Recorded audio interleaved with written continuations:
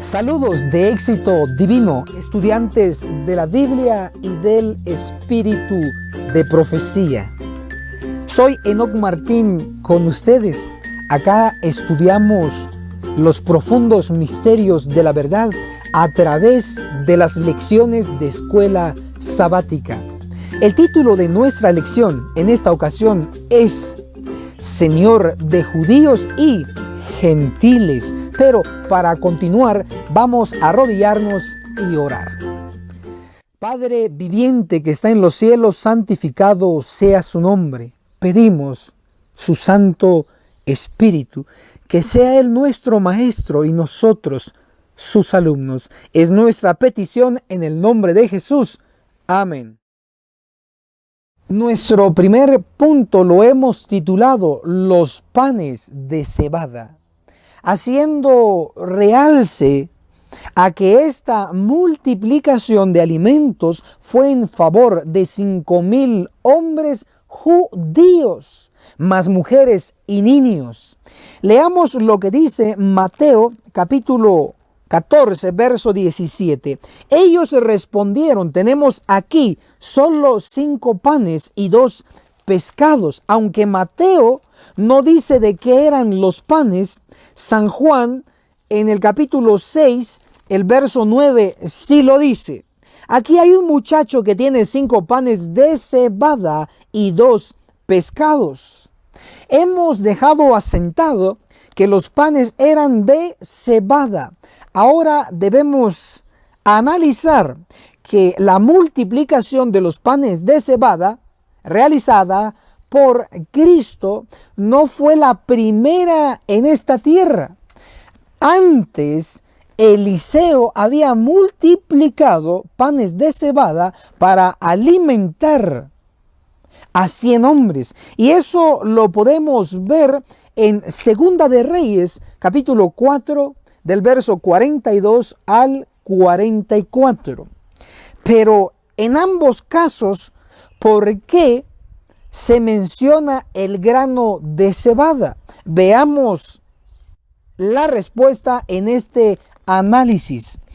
Ezequiel capítulo 4, verso 9 dice: toma para ti trigo 1, cebada 2, frijoles 3, lentejas 4, mijo 5 y espelta 6. Ponlo en una vasija y hazte pan de ello. Notemos que en este verso se menciona 6 granos para hacer un pan. Diremos que los 6 granos representan 6 verdades, pero en esta ocasión solo analizaremos los primeros 3 granos, las primeras 3 verdades, y lo conectaremos para comprenderlo mejor con 3 personajes. Mateo capítulo 22, el verso 32 dice: yo soy Dios de Abraham, Isaac y Jacob. Acá están los 3 personajes. Ellos personificaron verdades. Analicemos el caso de Abraham. Hebreos capítulo 11, el verso 8 dice: por la fe Abraham. Notemos que se relaciona la fe con Abraham. Y como estudiantes de la Biblia sabemos que Abraham fue el padre de la fe. Abraham personificó la verdad de la fe. Ahora veamos qué verdad personificó Isaac. Para ello iremos a Gálatas, capítulo 4, verso 28 y 29. Así, hermanos, como Isaac, nosotros somos hijos de la promesa. Pero así como entonces el que había nacido según la carne Ismael perseguía al que había nacido según el Espíritu, Isaac. Así es también ahora. Notemos que se relaciona a Isaac con la verdad del Espíritu Santo al decir que había nacido según el Espíritu. Entonces, Isaac representa la verdad del Espíritu Santo.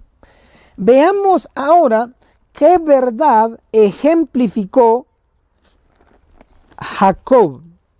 Leamos Génesis, capítulo 32, verso 28. Y él le dijo: no te llamarán más Jacob, sino Israel, porque has peleado con Dios y con los hombres y has vencido. Jacob venció no a cualquiera. Jacob venció a Dios. Era natural que Jacob perdiera en contra de Dios. Sin embargo, Jacob obtuvo la victoria, venció. Pero venció no por sus propias fuerzas, venció por gracia, un favor inmerecido, un regalo. Jacob entonces personifica la verdad de la gracia. Hagamos un pequeño cuadro comparativo. Abraham personificó la verdad de la fe. El trigo representa la verdad de la fe. Isaac ejemplificó la verdad del Espíritu Santo. La cebada representa la verdad del Espíritu Santo. Jacob representó la verdad de la gracia. Los frijoles representan la verdad de la gracia. En el análisis final tenemos 3 personajes representando 3 verdades y tenemos 3 granos representando 3 verdades. Pero nuestro punto central es que el grano cebada representa la verdad del Espíritu Santo. Pero lo interesante también es que en Ezequiel capítulo 4 verso 9 se mencionan los 6 granos y dice que con esos 6 granos se iba a hacer un pan. Lo normal sería llamarle a ese pan el pan de los 6 granos. Sin embargo, no se le llama así. Se le llama, como está escrito, Ezequiel 4 verso 12. Comerás pan de cebada. Noten que a ese pan de 6 granos el nombre que se le da es pan de cebada. ¿Por qué? Porque la cebada representa la verdad del Espíritu Santo. Y el Espíritu Santo es el que inspira las demás verdades. Para reafirmar que el pan de cebada representa la verdad del Espíritu Santo, lo veremos desde este ángulo. Jueces capítulo 7 verso 13 dice: cuando llegó Gedeón oyó que un hombre contaba a su compañero un sueño. Decía: soñé que un pan de cebada rodaba hasta el campamento de Madián. Llegó y golpeó una tienda con tal fuerza que la tienda se dio vuelta y cayó. Debemos de recordar que Gedeón quería derrotar al ejército madianita, pero uno de sus compañeros tiene un sueño y es sobre un pan de cebada que rueda y bota una tienda de los madianitas. Lo que se pronosticó con este sueño es que los madianitas iban a ser derrotados, pero lo natural es ser derrotado con un grande ejército, con fuerza. Sin embargo, no se derrotó ni con ejército ni con fuerza, sino con un pan de cebada rodando. Y Zacarías capítulo 4, verso 6 dice, no con ejército, no con fuerza, sino con mi espíritu. El pan de cebada representa al Espíritu Santo. Ahora, en Mateo capítulo 14 encontramos que Jesús multiplicó los panes de cebada porque quería enseñarnos una doble lección. Primero, que Cristo se preocupa por satisfacer nuestras necesidades físicas, pero también se preocupa para satisfacer nuestras necesidades espirituales, proveyéndonos verdades inspiradas por el Espíritu Santo.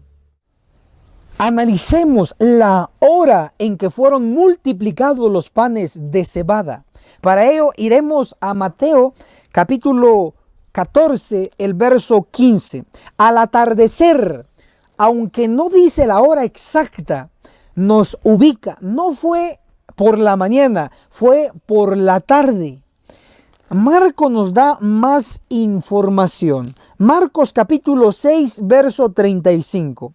Y cuando se hizo tarde, sus discípulos se acercaron a él y le dijeron, el lugar es despoblado y la hora muy avanzada.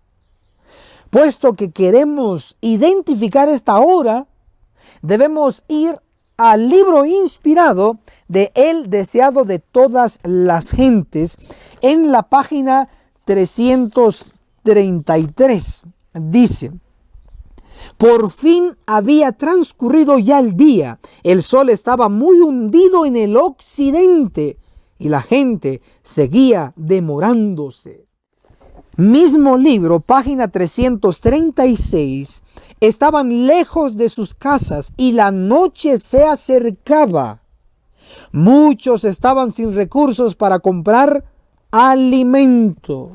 No dice que la noche ya había llegado, dice que la noche se acercaba. ¿Cuál es la hora muy avanzada del día? ¿Cuál es la hora muy cercana a la noche? Es la hora 11. Veámoslo gráficamente. A través de este cuadro profético, según la declaración de Cristo, y así es, el día tiene 12 horas en la parte clara. Eso lo podemos corroborar en San Juan capítulo 11, verso 9. El día tiene 12 horas en la parte clara. La hora más tardía, más avanzada, es la hora 11, una hora antes de ocultarse el sol. La hora 11 en nuestro tiempo es las 5 de la tarde, 5 p.m., una hora antes de ocultarse el sol. Y fue en esta hora donde Cristo hace la multiplicación de los panes de cebada y los 2 pescados, con una lección doble, tanto para los judíos y tanto para el pueblo adventista. Leamos lo que dice Mateo capítulo 20, el verso 6.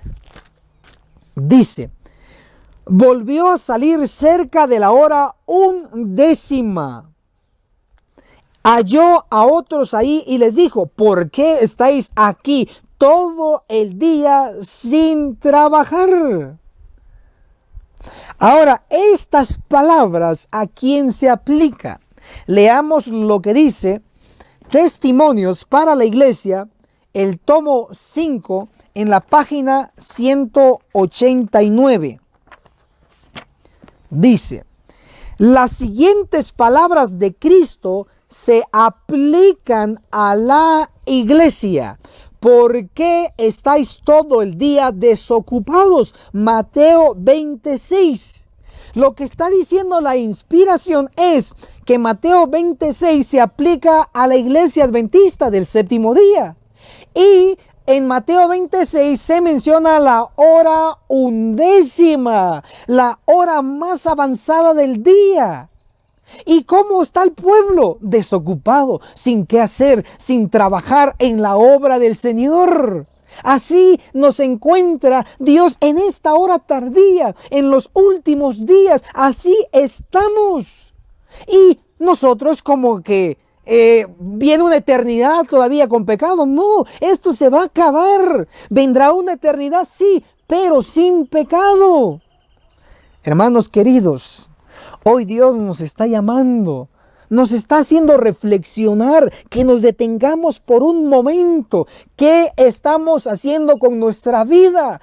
Estamos en los últimos tiempos, estamos parabólicamente hablando en la hora undécima, en la última hora antes de que se oculte el sol, antes de que se cierre la gracia. Eventos de los últimos días.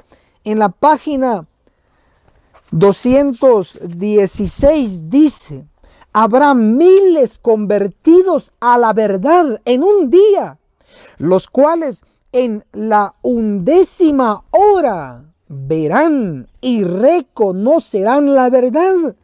¿Qué se va a ver en la hora undécima? La verdad. ¿Qué se va a reconocer? La verdad. Y los movimientos del Espíritu de Dios.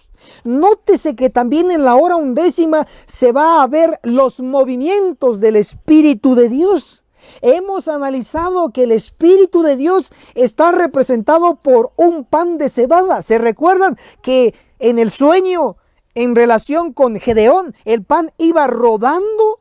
Ese pan de cebada, y derrotó a los madianitas, los enemigos del pueblo de Dios. De igual manera, en nuestro tiempo, sí, en nuestro tiempo, el día que estamos viviendo hoy, lo podemos apresurar. Es decir, podemos que los eventos que han estado estancados por largo tiempo, nosotros, con la ayuda del Espíritu Santo, podemos acelerarlos, pero como el pueblo está roncando, está dormido, el asunto se ha detenido, pero ha llegado el tiempo de reaccionar. Estamos viviendo en la hora undécima. ¿Qué harás por el Señor? ¿Qué has hecho en el pasado? ¿Te ha desviado el diablo?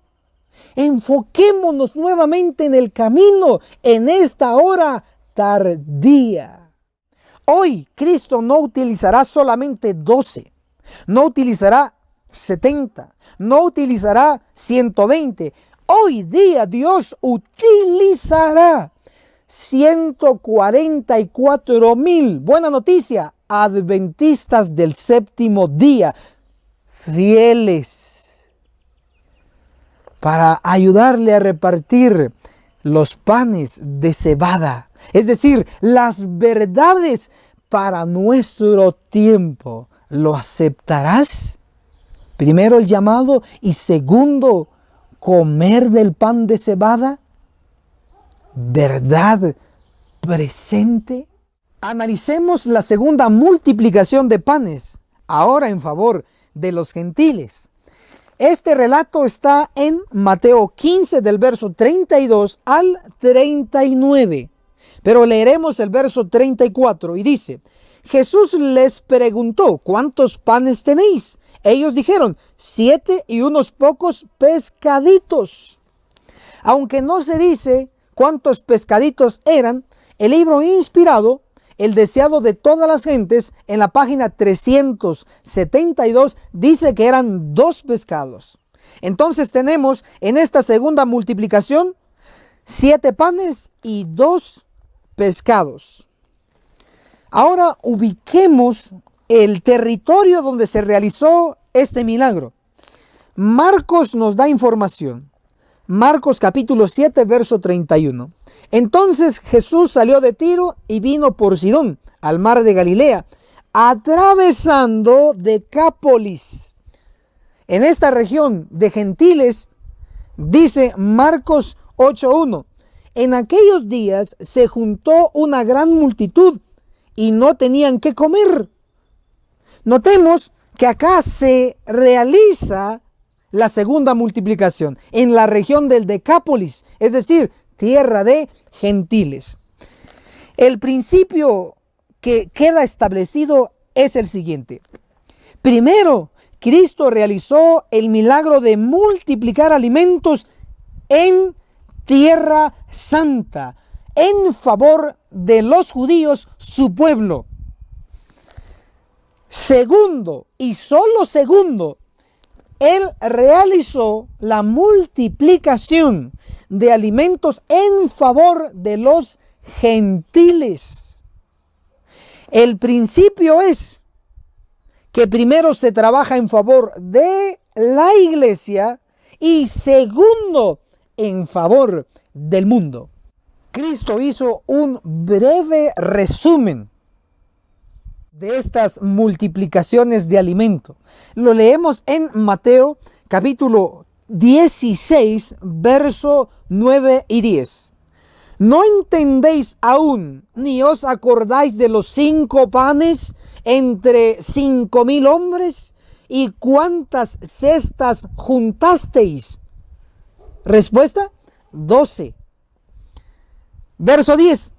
Ni de los 7 panes entre 4,000, ¿y cuántas canastas tomasteis? Respuesta, 7 canastas. Escuela sabática profundizada. Segundo punto, el principio inmutable. Primero, la iglesia y segundo, el mundo gentil. Cristo declaró contundentemente, Mateo capítulo 15, verso 24. Él respondió, soy enviado solo a las ovejas perdidas de la casa de Israel. Él declara que fue enviado a las ovejas perdidas de la casa de Israel. Pero recuérdense que Mateo capítulo 10, versos 5 y 6, Cristo mismo envía a sus discípulos a las ovejas perdidas de la casa de Israel.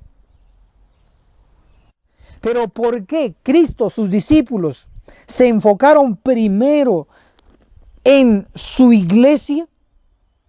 Porque la iglesia estaba mal en el pasado. Y ustedes díganme, ¿cómo estamos como iglesia hoy? Usted tiene la respuesta, estoy seguro. Mateo capítulo 15, verso 22. Una mujer cananea de ese vecindario vino a él y clamaba, Señor, Hijo de David, ten misericordia de mí, mi hija está grave, atormentada por un demonio. Lo primero que debemos de saber de este relato es que la hija de esta mujer gentil no hizo acto de presencia, solo la mujer clamando a Jesús. Eso lo reafirma Marcos 7:30, haciéndonos saber que la hija estaba en casa. Y al mismo tiempo nos recuerda del centurión. ¡Qué fe impresionante! Aunque eran gentiles. Mateo capítulo 15, verso 26 dice, Él le dijo, no está bien tomar el pan de los hijos y echarlo a los perrillos.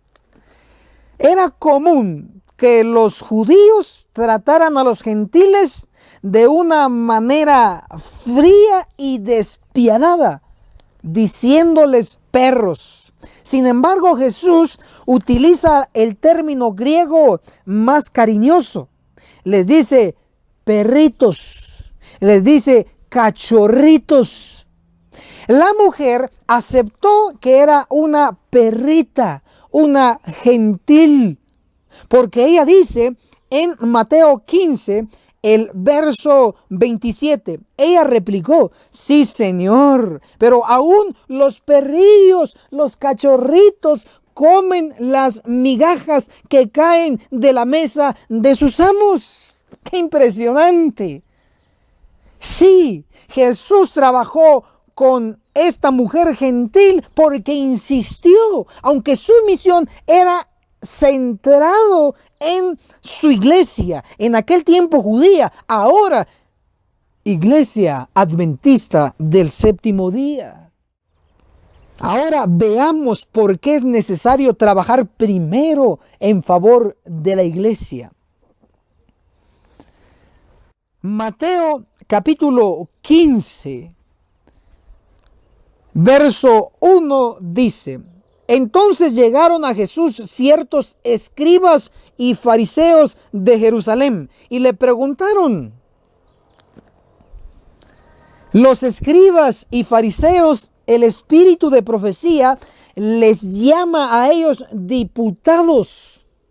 Eso lo podemos ver en el deseado de todas las gentes, en la página 362. ¿Cómo le llama a estos escribas y fariseos que se acercaron a Jesús para tentarle? Diputados. Según el diccionario, los diputados son los que están en una sala legislativa y tienen el derecho y la autoridad de hacer leyes. En otras palabras, los diputados conocen de leyes. En este caso, los escribas y fariseos, diputados, vienen a interrogar a Jesús para hacerlo caer en cuanto a la ley, culpando a sus discípulos e indirectamente a Cristo que no guardaban la ley. Pero ¿qué ley? ¿La de Dios o la de los hombres? Pues la de los hombres no guardaban ellos, pero la de Dios, claro que sí lo hacían. Jesús los pone entre la espada y la pared, porque les dice sus verdades. Mateo capítulo 15, verso 4. Porque Dios mandó, honra a tu padre y a tu madre. Este versículo aparece en Éxodo 20:12. El quinto mandamiento. Sigo leyendo el verso de Mateo 15:4. Y el que maldiga a su padre o a su madre debe ser muerto. Esto aparece en Éxodo 21:17. Es decir, Jesús les trae a colisión el quinto mandamiento, honrar a papá y a mamá. Pero, ¿qué era el mandamiento de los hombres? ¿Qué es lo que decía? Mateo 15, verso 5. Pero vosotros, los diputados, pero vosotros decís, el que diga a su padre o a su madre, todo aquello con que pueda ayudarte es ofrenda mía dedicada a Dios. Verso 6. No deberá socorrer a su padre o a su madre. Así habéis invalidado el mandamiento de Dios por vuestra tradición. Verso 7. Hipócritas. Qué interesante. Los diputados venían a acusar a sus discípulos de Cristo y a Cristo mismo de que no guardaban la ley. Claro, la de los hombres no, pero la de Dios sí. Pero los diputados que vinieron de Jerusalén guardaban la ley que ellos mismos habían hecho, la ley de los hombres, pero no guardaban la ley de Dios. Y el ejemplo típico que Jesús les puso fue que según las leyes de estos diputados, si el hijo infiel no quería ayudar a sus padres, solo tenía que decirles una palabra, y la palabra era corbán, que significa ofrenda a Dios, y ya no tenía obligación de ayudar a sus padres. ¡Qué hipocresía! Hasta aquí hemos analizado que Cristo es Señor de judíos y gentiles. Pero ahora analicemos que Cristo es aún Señor de toda la creación. Mateo capítulo 14, del verso 22 al verso 33, se relata de que Jesús camina sobre el mar. Pero quizás no lo habíamos visto desde este ángulo. Veámoslo. Mateo capítulo 14, verso 24. La barca estaba ya en medio del mar, azotada por las ondas, porque el viento era contrario. Según el espíritu de profecía, el libro inspirado, el deseado de todas las gentes, en la página 343, lo que estaba ocurriendo en ese momento era un huracán. Jesús no solo caminó sobre el agua, eso ya era sorprendente, un gran milagro, sino que también caminó en medio de un huracán. ¿Pero por qué lo hizo? Recuérdense que este suceso ocurrió inmediatamente después que se había realizado el milagro de los panes y los peces en favor de los judíos. Pero esa multitud de judíos quería coronar a la fuerza a Cristo como rey. Y es por ello que Cristo envía a sus discípulos y Él se queda despidiendo a la multitud. Entonces los discípulos entraron en un choque mental, por decirlo así. Empezaron a dudar en su maestro. Y empezaron a hacerse las preguntas. ¿Por qué Cristo no se deja coronar como rey? ¿Por qué Cristo dejó morir a Juan el Bautista en la cárcel, decapitado? ¿Será que los escribas y fariseos tienen razón de que es un impostor? Eso era lo que estaban ellos meditando. Y es por ello que Cristo permitió el huracán. Y es por ello que Cristo realizó ese milagro, por decirlo así, extra en favor de sus discípulos, de caminar sobre el agua. Porque su fe de ellos estaba baja, había descendido. Entonces, Él les demostró que Él es Señor aún de la naturaleza y de toda la creación. Hermano y hermana, todos podemos hacer una parte en esta grande obra. Démosle gracias a Dios por esta oportunidad. Arrodillémonos. Padre viviente que está en los cielos, santificado sea su nombre. Gracias, Señor, por permitirnos ser parte de estas grandes verdades y por vivir en esta hora tardía. Ayúdenos a ubicarnos en nuestra misión. Se lo pedimos en el nombre de Cristo Jesús. Amén. Hermana y hermano, estoy seguro que juntos hemos aprendido. Otros también pueden sumarse a nuestra clase. Comparte este video con familiares, seres queridos y amigos. De seguro te lo agradecerán, ya sea en este planeta azul o en la eternidad. Que el cielo te bendiga poderosamente. Amén.